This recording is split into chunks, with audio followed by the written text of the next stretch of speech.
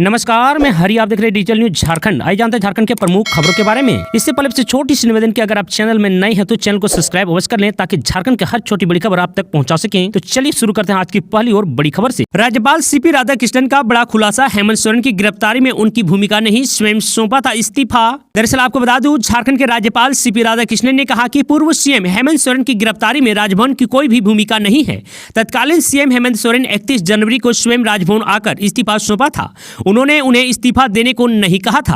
आपको बता दूं, हेमंत सोरेन की गिरफ्तारी में उनकी कोई भी भूमिका नहीं है। इस दौरान हेमंत सोरेन ने लिख दिया था कि ईडी उन्हें हिरासत में ले सकती है। उनके साथ आए लोगों को वो जानते तक नहीं है।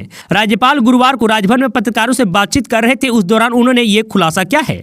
आपको बता दूं कि 31 जनवरी को जमीन घोटाले से जुड़े मनी लॉन्ड्रिंग केस में लंबी पूछताछ के बाद ईडी ने हेमंत सोरेन को गिरफ्तार कर लिया था। झारखंड में किसे मिलेगी कितनी सीट, भाजपा के लिए खुशखबरी तो वहीं लोकसभा चुनाव का ताजा सर्वे। दरअसल आपको बता दूं, आने वाले कुछ महीनों में लोकसभा चुनाव होने वाले हैं। इन चुनावों को लेकर अलग अलग राज्यों के सर्वे भी सामने आने लगे हैं। झारखंड की 14 लोकसभा सीटों को लेकर भी सर्वे सामने आया है। इंडिया टुडे और सी वोटर द्वारा किए गए सर्वे के मुताबिक झारखंड में भाजपा के नेतृत्व वाले एनडीए गठबंधन को 14 में से 12 सीटों पर जीत मिल सकती है। वहीं इंडिया गठबंधन को इन चुनाव में 2 सीटें मिल सकती है। हाल ही में इस सर्वे में झारखंड में एनडीए और इंडिया ब्लॉक को कितने वोट शेयर मिलेंगे, इसका डाटा भी सामने आया है। आपको बता दूं, इस सर्वे के मुताबिक झारखंड में एनडीए 2024 लोकसभा चुनाव में अच्छा प्रदर्शन कर सकती है। हालांकि 2019 में हुए लोकसभा चुनाव में भी एनडीए को 12 सीटें मिली थी। आपको बता दूं कि सर्वे के अनुसार 2024 लोकसभा चुनाव में एनडीए को 56% वोट शेयर मिल सकता है। सर्वे में इंडिया गठबंधन को वोट शेयर में नुकसान होता हुआ दिखाई दे रहा है। इसके अलावा दूसरी पार्टियों को 14% वोट मिल सकता है। वहीं आपको बता दूं कि सर्वे में इंडिया ब्लॉक को 30% वोट मिलने की संभावना जताई गई है। 2019 के लोकसभा चुनाव में झारखंड में विपक्षी गठबंधन को 35% वोट मिले थे।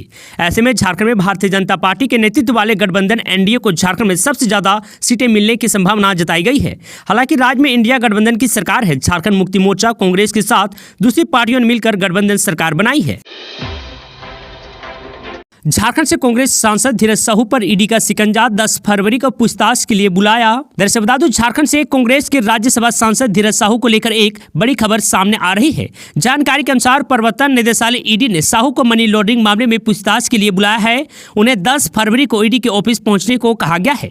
इस मामले में केंद्रीय एजेंसी ने पूर्व मुख्यमंत्री हेमंत सोरेन को पहले गिरफ्तार किया था। आपको बता दें कि कांग्रेस के राज्यसभा सांसद धीरज साहू उस समय चर्चा में आए थे जब दिसंबर में इनकम टैक्स विभाग ने उनके परिवार द्वारा परिवर्तित ओडिशा स्थित के खिलाफ छापेमारी के दौरान 351.8 करोड़ रुपए नगद बरामद किए थे। यह राशि अब तक की सबसे बड़ी जब्ती है। झारखंड में इन 7 जिलों के शिक्षकों की बल्ले बल्ले इसी महीना मिलेगा प्रमोशन, कोर्ट का आया बड़ा फैसला। दरअसल आपको बता दूं, राज्य के प्रारंभिक विद्यालय के वाणिज्य स्नातक योग्यताधारी शिक्षक को सामाजिक विज्ञान कोटि में ग्रेड 4 में प्रमोशन प्रदान करने का आदेश जारी कर दिया गया है। मालूम हो कि कॉमर्स के शिक्षकों को प्रमोशन नहीं देने की बात शिक्षा विभाग की ओर से की गई थी, जब जाकर इसके खिलाफ उच्च न्यायालय में मामला दायर किया गया था। अदालत ने इन सभी शिक्षकों को प्रमोशन देने का आदेश अगस्त 2023 में दिया था, लेकिन विभिन्न जिला में सूची के बनाने के बावजूद अब तक इन शिक्षकों को प्रमोशन नहीं दिया गया है। बता दें कि बुधवार को प्राथमिक शिक्षक के अवर सचिव जागो चौधरी की ओर से सभी जिला के उपायुक्त एवं जिला शिक्षा अधीक्षकों को पत्र जारी करते हुए निर्देश दिया गया है कि जिन जिलों में सूची नहीं बनी है वे बुधवार शाम तक प्रमोशन की सूची मांगी गई है। जिन जिलों में प्रमोशन की सूची बनी हुई है वहां फरवरी के अंतिम सप्ताह तक हर हाल में प्रमोशन देने का आदेश दिया गया है। आपको बता दें कि इन जिलों के शिक्षकों का प्रमोशन हुआ है। पूर्वी सिंहभूम के अलावा लातेहार, पलामू, सरायकेला, खरसावां, लोहरदगा, रांची एवं कोडरमा जिले में प्रारंभिक विद्यालय में कार्यरत वाणिज्य स्नातक योग्यताधारी शिक्षकों की सूची बन चुकी है। पूर्वी सिंहभूम की सूची में 93 शिक्षक ग्रेड 4 के प्रमोशन के दायरे में आते हैं। झारखंड में फिर बदलेगा मौसम का मिजाज, 11 फरवरी से इन इलाकों में होगी बारिश। ऐसे बता दूं, झारखंड में मौसम का मिजाज एक बार फिर बदलेगा। मौसम विज्ञान केंद्र की माने तो राज्य में पश्चिमी विक्षोभ को देखने को मिलेगा। इस कारण सुबह में कई जिलों में कोहरा व बादल छाए रहेंगे।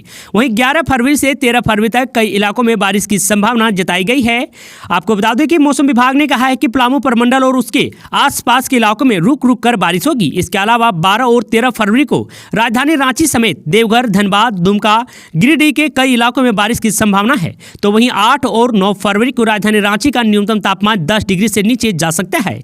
आपको बता दूं कि उसके बाद तापमान चढ़ने का अनुमान है। बुधवार को राजधानी का न्यूनतम तापमान 14 डिग्री सेल्सियस के आसपास रह गया है। देवघर में मुख्यमंत्री ग्राम गाड़ी योजना का रूट तय, 4 बसों को मिली स्वीकृति, इन रूटों में चलेगी बसें।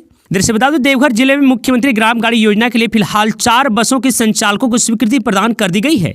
5वीं बस के लिए संचालक के आवेदन की कागजात प्रक्रिया चल रही है। 1-2 दिनों में 5वीं बस भी योजना से जुड़ जाएगी। योजना के तहत विभाग ने रूट तय कर मुख्यालय को भेज दिया गया है। इन बसों के संचालकों को निर्धारित मापदंड के अनुसार सुविधा उपलब्ध कराई जाएगी। जिले में 9 इलाके से कुल 444 किलोमीटर में बसें चलेगी। इन रूटों के ग्रामीण को प्रखंड मुख्यालय से लेकर जिला स्वास्थ्य केंद्र, रेलवे स्टेशन, मुख्य हाट बाजार से जोड़ा गया है ताकि इन स्थलों पर ग्रामीण की पहुंच आसान हो सके। आपको बता दूं कि इन रूटों पर चलेगी बस। पहला रूट है विद्यासागर रेलवे स्टेशन से सारठ तक, करो स्वास्थ्य केंद्र, प्रखंड मुख्यालय करो, स्वास्थ्य उपकेंद्र करो हाट, सिटकिया बाजार एवं हाट होते हुए सारठ बाजार तक जाएगी। दूसरा रूट है दुधानी उदयपुर पंचायत से देवघर, दुधानी महुआ टाण, पटवाद मोड़, मधुपुर बस स्टैंड, सिमरा, बसरिया, चंदाडी, कुंडा पहुंचेगी। इसी तरह और भी कई रूट है जो इन बसों की सेवा दी जाएगी। हाल ही में हुई जम्मू तवी एक्सप्रेस लूटकांड में 15 अपराधियों को पुलिस ने किया गिरफ्तार। दरअसल आपको बता दूं लातेहार और पलामू जिले के विभिन्न थाना क्षेत्र में पिछले 6 माह से हुई लूटपाट सहित अन्य घटनाओं का लातेहार पुलिस ने खुलासा कर दिया है। इस मामले में लातेहार पुलिस ने गिरोह में शामिल सभी 15 अपराधियों को देसी कार्बाइन और पिस्टल के साथ गिरफ्तार कर गुरुवार को जेल भेज दिया है। इस बात की जानकारी एसपी अंजनी अंजन ने दी है। आपको बता दूं कि गठित छापेमारी टीम लातेहार रेलवे स्टेशन के दक्षिण दिशा में स्थित तुपू जाने वाली सड़क के पास करीब 14 से 15 लोगों को देखा गया। पुलिस जैसे ही नजदीक पहुंची सभी अपराधी भागने लगे। पुलिस ने 10 अपराधियों को दौड़कर गिरफ्तार किया है, जबकि 5 अपराधी भाग निकले हैं। इसके बाद पुलिस ने एक अभियान चलाकर अन्य 5 अपराधियों को भी लातेहार और पलामू सीमा क्षेत्र से गिरफ्तार किया है। हेमंत सोरेन के दिल्ली आवास से BMW कार मामले में सांसद धीरज साहू से जुड़ रहे हैं कनेक्शन। दरअसल आपको बता दूं प्राप्त जानकारी के अनुसार हेमंत सोरेन के घर से ईडी को जो BMW कार मिली थी वो धीरज साहू से जुड़ी हुई थी। सूत्रों की माने तो अब ईडी जल्द इस मामले में धीरज साहू को पूछताछ के लिए बुला सकती है। हेमंत सोरेन के आवास से बरामद कार धीरज साहू के मनोसर स्थित एक फॉर्म पर रजिस्टर्ड है, जो धीरज साहू सांसद की मुश्किलें बढ़ा सकती है।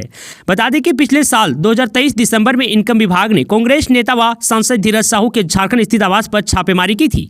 आईटी ने रेड में 351 करोड़ रुपए कैश और बेहिसाब अकूत संपत्ति को जब्त किया था। 10 दिनों तक चली इस छापेमारी में 40 नोट गिनने की मशीन का इस्तेमाल किया गया था। आपको बता दें ईडी ने 29 जनवरी को हुई कार्यवाही में झारखंड के पूर्व मुख्यमंत्री हेमंत सोरेन के दिल्ली स्थित आवास की तलाशी के बाद 36.34 लाख रुपए, एक BMW कार, एक SUV कार और कुछ दस्तावेज जब्त किए थे। साथ ही कैश से जुड़े कुछ अहम दस्तावेज भी बरामद की गई थी। जांच अधिकारी करीब 13 घंटे तक उनके आवास पर रुकी थी। मेदिनीनगर के होटल में घुसकर सनसनीखेज का वारदात, जमीन कारोबारी महिला की हत्या। दरअसल आपको बता दूं मेदिनीनगर शहर में बुधवार दोपहर जमीन के कारोबार से जुड़ी एक महिला नमिता देवी की गोली मारकर हत्या कर दी गई। शहर के व्यस्त रहने वाले सदीक मंजिल चौक के पास घटना को तब अंजाम दिया गया जब वह एक होटल में बैठी हुई थी। 2 अपराधियों ने होटल में घुसकर इस घटना को अंजाम दिया है। आपको बता दूं कि नमिता देवी के बेटे विक्की पासवान का फर्द बयान दर्ज कर पुलिस मामले की छानबीन में जुट गई है। आशंका जताई जा रही है कि जमीन खरीद फरोख्त के विवाद में इस घटना को अंजाम दिया गया है। आपको बता दूं कुछ वर्ष पूर्व जमीन के विवाद में ही नमिता के एक बेटे की भी हत्या कर दी गई थी। जानकारी के अनुसार मेदिनीनगर की भट्टी मोहल्ला निवासी नमिता देवी बुधवार दोपहर सदीक मंजिल चौक पर एक होटल में बैठी हुई थी। इसी बीच करीब 3 बजे 2 युवक होटल में घुसे और नमिता का सिर एक गोली मार पैदल ही भाग निकली। विजय पासवान की पत्नी नमिता को गंभीर स्थिति में मेडिकल कॉलेज ले जाया गया, जहां डॉक्टरों ने उन्हें मृत घोषित कर दिया। घटना के बाद होटल को सील कर दिया गया है।